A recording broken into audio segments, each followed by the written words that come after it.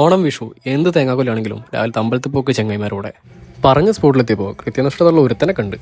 അങ്ങനെ 8:30 എത്താൻ പറഞ്ഞിട്ട് 9 മണിക്ക് എത്തി ഞങ്ങളെയും പറ്റിച്ചുകൊണ്ട് 9:30 ആകുമ്പോൾ ബാക്കിയുള്ളവരോട് എത്തി.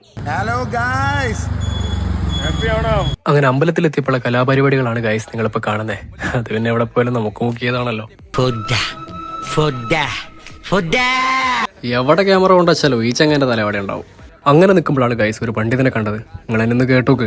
എന്ന് പറയുന്ന ഒരു വലിയൊരു നമ്പൂതിരി ഇക്കാലത്തൂടെ വലിയ ഇവിടെ ഒരു സാന്നിധ്യം ഉണ്ടെന്ന് തിരിച്ചറിഞ്ഞ് അവിടെ പ്രതിഷ്ഠിക്കാനുണ്ടായത്.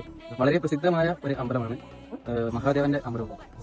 അതാണ് ഇത്രയാണ് പറയുന്നത്. വളരെ പ്രതിഷ്ഠ ഗണപതി, പാർവതി, അയ്യപ്പൻ, ഫുൾ ഫാമിലി ഇവിടെ ഫുൾ സജ്ജമാണ്.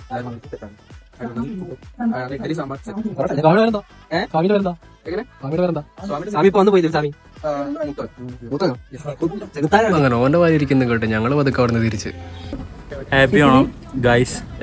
അപ്പം പിന്നെ എല്ലാവർക്കും പറഞ്ഞ പോലെ